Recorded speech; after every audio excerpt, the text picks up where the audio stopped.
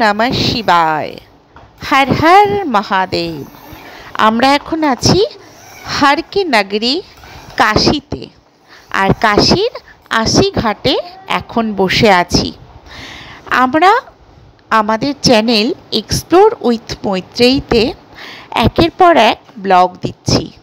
এখন আমরা কাশী সিরিজের ব্লগগুলো দিচ্ছি। আপনাদের যদি ভালো লাগে প্লিজ চ্যানেলটা সাবস্ক্রাইব করবেন, লাইক এবং কমেন্ট করবেন। এখানে প্রচুর ইনফরমেশন থাকবে কাশী সম্পর্কিত। আশা করি হতাশ হবেন না। তো ভালো লাগলে পাশে থাকবেন, সঙ্গে থাকবেন। শুরু হচ্ছে কাশীর আরেকটা নতুন সিরিজ। গুড মর্নিং বন্ধুরা। আজকে 19শে অক্টোবর 2025 রবিবার। আজকে কলকাতায় কালী পুজোর প্রচুর তোড়জোড় চলছে, কারণ কালকেই শ্যামা পূজা, আজকে দীপাবলি, 14 প্রদীপের দিন, 14 শাকের দিন। কিন্তু আমি এখন আছি বেনারসে, আর বেনারসে আমরা কালকে সকালে এসে পৌঁছেছি। তো কালকে আমরা বাবা বিশ্বনাথের পুজো দিইনি, কারণ আমরা যে সময় এসে পৌঁছেছি তখন এসে পুজো দেওয়া সম্ভব ছিল না। তো আজকে আমরা সকাল সকাল রেডি হয়ে গেছি বাবা বিশ্বনাথের পুজো দেব বলে। আমরা সুলভ দর্শনের টিকিট কেটেছি অনলাইনে, তাতে হ্যাসেল ফ্রি এবং খুব সহজেই পুজো দেওয়া যাবে। তো ব্যাপারটা কি, ওখানে না গেলে আসলে বুঝতে পারছি না। আর তারপরে কোথায় যাই সেটা সিক্রেট, একটা দুর্দান্ত জায়গায় যাব। তো সঙ্গে থাকুন, শুরু করছি আজকের ব্লগ। আমাদের হোটেল কাশী থেকে বেরিয়ে মাত্র 3 মিনিটের পথ বাবা বিশ্বনাথ মন্দির। এটা 4 নম্বর গেট। গধুলিয়া মোড় থেকে এই রাস্তাটায় নো এন্ট্রি। এইখান থেকে সবাইকে হেঁটেই যেতে হয়, আর আজ ছিল প্রচণ্ড ভিড়। Good morning. আমরা এখন চলে এসেছি গধুলিয়া মোড় থেকে এই সুলভ দর্শন অফিসের দিকে। তো আমরা এখন কাশী বিশ্বনাথের পুজো দেব। তো লাইন দেখুন, এই পুরোটাই লাইন। তো প্রচুর ভিড়, প্রচুর মানুষের ভিড়। এটা কার্তিক মাস বা দামোদর মাস, আর কার্তিক মাসের চতুর্দশীর দিন শিবের পুজো দেওয়ার একটা হিড়িক বা ধুম থাকেই। বিশেষ করে সাউথ ইন্ডিয়ানদের একটা বিশেষ রিচুয়ালস আছে, তাই এই দিনটায় অত্যাধিক ভিড় হয়েছে। তো আজকের ব্লগ শুরু করছি, এখন বাজে বিকেল 4টে। তো অ্যাকচুয়ালি এইটা হচ্ছে সুলভ দর্শন কাউন্টার। তো সকালে আমরা এই সুলভ দর্শন কাউন্টারে এসে এখান থেকেই টিকিট করে নিয়েছিলাম। 450 টাকা নিয়েছিল রুদ্রাভিষেকের জন্য। রুদ্রাভিষেকের সঙ্গেই সুলভ দর্শন ছিল। তো সেটা করার জন্য প্রথমেই এখানে আমাদের এই মোবাইল, ব্যাগ সমস্ত কিছু রেখে তারপরে আমাদের 4 নম্বর গেট থেকে ঢুকতে হয়েছিল। এইবার যে কারণে আমরা মন্দিরের কিছুই দেখাতে পারলাম না ব্লগে, কিন্তু অসাধারণ পুজো দিয়েছি। এত সুন্দর পুজো দিয়েছি বলার বাইরে। মানে প্রায় ঘন্টা 2 ধরে মন্দিরের সামনে বসে দুধ, দই, ঘি, 1 বালতি দুধ দিয়ে, ফুল সমস্ত কিছু দিয়ে, তারপরে আকন্দর মালা, ধূত্রর কাটা, ধূত্র ফুল, একটা বেলপাতার মতন পাতার মালা, আরও নানান রকম জিনিস দিয়ে একটা অসাধারণ পুজো হয়েছে।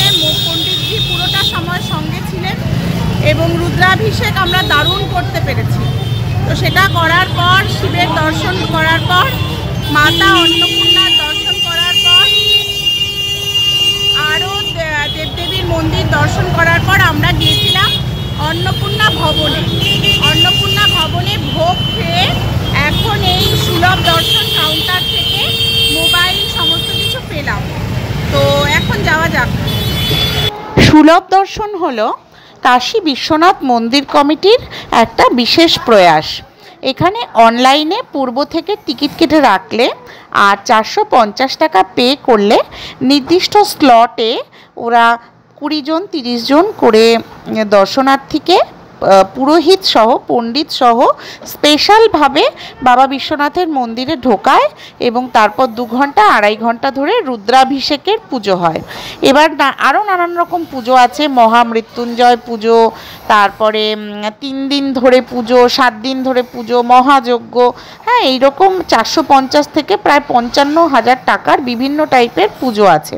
তো আপনারা যদি এই দীর্ঘ লাইন এগুলোকে বর্জন করতে চান এবং এত ভিড় ভাড়াক্কা বর্জন করে সুন্দরভাবে মন্দিরে দর্শন করতে চান, তাহলে এই সুলভ দর্শন কাউন্টারে এসে যোগাযোগ করবেন। আর পূর্বে অনলাইনে টিকিট কেটে রাখবেন, স্লট কেটে রাখবেন, কতজন আসছেন সেটা লিখবেন এবং নির্দিষ্ট টাইম স্লট বুক করে নেবেন। নিয়ে এখান থেকে কিন্তু খুব সুন্দরভাবে আপনারা পুজো দিতে পারেন, রুদ্রাভিষেক করতে পারেন, সুলভ দর্শন করতে পারেন এবং তারও ছাড়াও আরও যদি বড় কোনো পুজো দেওয়ার ইচ্ছে থাকে তো সেগুলোও করতে পারেন। তো বিষয়টা কিন্তু খুব সুন্দর এবং সহজ।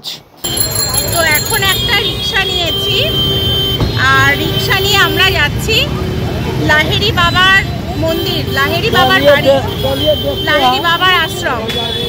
তো বাড়িটা বাঙালিটোলায়, কিন্তু বাঙালিটোলার কোথায় সেটা গুগল ম্যাপ করে নিয়েছি, তো ওখানে গিয়ে দেখা যাক।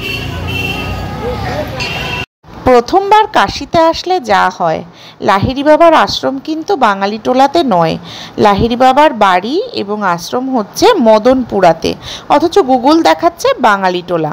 তো সেই গুগলকে ভরসা করে এগিয়ে চললাম বাঙালিটোলার দিকে ঠিকানা বলে, কিন্তু মাঝপথে এসে গুগল বিট্রে করলো, একটা জায়গায় দেখিয়ে বলছে এখানেই লাহিড়ী মহাশয়ের বাড়ি, কিন্তু সেই জায়গাটা আদৌ নয়। তারপরে মানুষজনকে জিজ্ঞাসা করতে করতে করতে আমরা মদনপুরার রাস্তা ধরে এগিয়ে চললাম, কিন্তু বাড়ি তো চিনি না। শেষে খানিকটা দূর এগিয়ে যাওয়ার পর হলো বিপত্তি।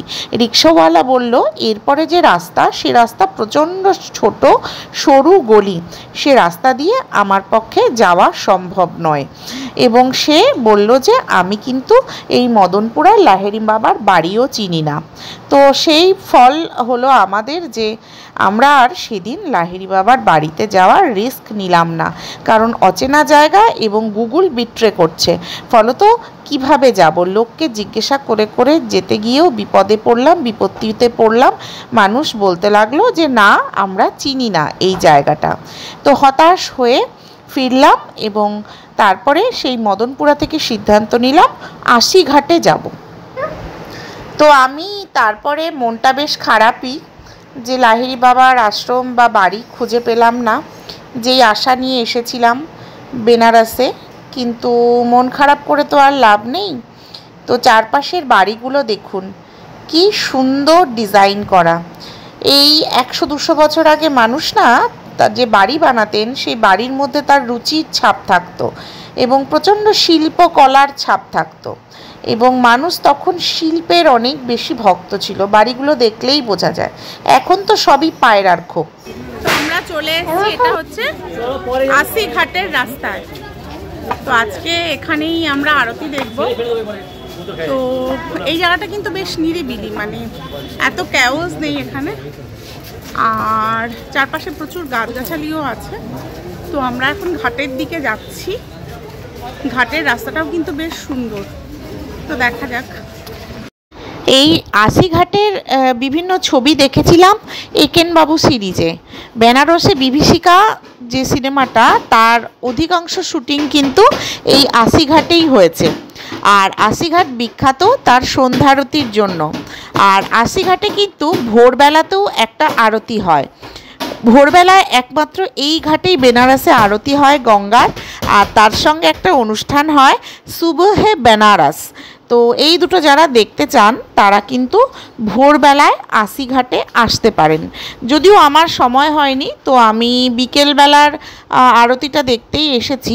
আসলে আমি বেরিয়েছিলাম লাহিড়ী বাবার বাড়ি খুঁজতে, তো সেটা পাইনি বলেই আমরা আশিঘাটে এসেছি, কিন্তু আশিঘাটেও একটা দুর্দান্ত আরতি দেখতে পেয়েছি।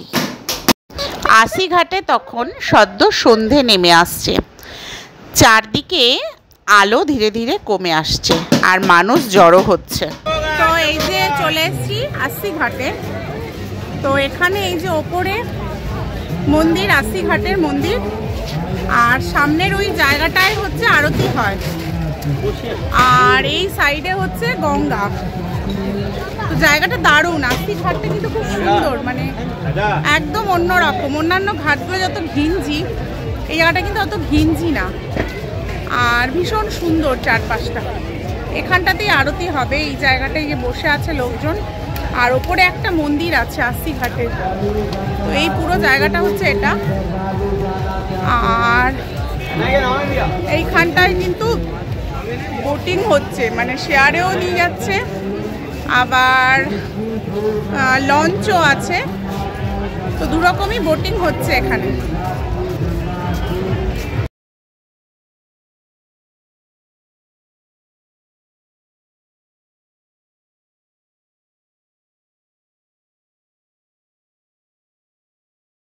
গঙ্গার হাওয়ায় খিদের উদ্বেগ হয়ে গেল বেশি, আর পেয়ারা খাওয়ার পর খিদে আরও বেড়ে যাওয়ায় এবার আমরা খেলাম আনারস। এখানে না ফলগুলো খুব সুন্দর ফ্রেশ, আর এই গঙ্গার সামনে বসে ফল খেতে দারুণ লাগছিল। আর ওইদিকে গঙ্গার ওপার থেকে ধীরে ধীরে কালো অন্ধকার নেমে আসছে, ধীরে ধীরে সন্ধে হচ্ছে। এটা একটা অভিনব সন্ধে, জীবনে এরকম সন্ধে বারবার আসে না। সামনে আশি ঘাট আর পেছনে গঙ্গা, মাঝখানে আমরা বসে আছি। বিভিন্ন রকমের গান হচ্ছে এখানে, তো আর বিভিন্ন রকম খাওয়া দাওয়ার বিষয়, তো সব মিলিয়ে দারুণ একটা বিকেল কাটাচ্ছি, খুব সুন্দর একটা বিকেল কাটাচ্ছি। তো এই বিকেলগুলো জীবনে তো প্রতিদিন আসে না, আমাদের কেজো জীবন একই রকমের থোরবড়ি খাড়া আর খাড়া বড়ি থোর। তো তার মধ্যে এরকম দু একটা বিকেল সত্যি অসাধারণ। তো এর মধ্যেই আমাদের আশি ঘাটে প্রচুর মানুষ এসে জড়ো হয়েছে, এবং প্রচুর বিদেশিও এসেছে দেখলাম। এই আশি ঘাটে প্রচুর বিদেশি। কাশীর সন্ধে, প্রথম দিন সন্ধেবেলা আমরা দশাশ্বমেধ ঘাটে কাটিয়েছি, আর দ্বিতীয় সন্ধে আশি ঘাটে। কিন্তু দশাশ্বমেধ ঘাটের থেকে আশি ঘাট আরও বেশি সুন্দর লাগলো। এই জায়গাটা খোলামেলা, আর এই জায়গাটিতে প্রচুর মানুষ ছড়িয়ে ছিটিয়ে রয়েছে, ঘিঞ্জি হয়নি জায়গাটা। আর সামনে দিগন্ত বিস্তৃত গঙ্গা, গঙ্গাতে ধীরে ধীরে অন্ধকার নেমে এসেছে, বোটগুলোতে আলো জ্বলে উঠেছে। আর কাল দীপাবলি, তাই আজ চারপাশটা খুব সুন্দর করে সেজে উঠেছে। আর সেই কাশীর বিখ্যাত ছাতা, এই ছাতার তলায় সকালবেলা ব্রাহ্মণরা ক্রিয়াকর্মাদি করেন। আর এই দিকে আশি ঘাটের সিঁড়িগুলোতে মানুষ তখন একত্রিত হয়ে গেছে, ঠিক ঠিক করছে যেন জন অরণ্য। আর চতুর্দিকে আলোর রোশনাই, সব মিলে এক অপূর্ব সুন্দর সময়। এখনো আরতি শুরু হয়নি, আরতির প্রস্তুতি চলছে, আর চারপাশে মানুষজন অধীর অপেক্ষায় বসে আছে। আর ওই দূরে যে বাড়িটা আলো দিয়ে সাজানো, ওটা গঙ্গামহল। আর ওই বাড়ির সামনে একটা ঘাট আছে, সেটা গঙ্গামহল ঘাট। আরতি আসছে পরের পর্বে।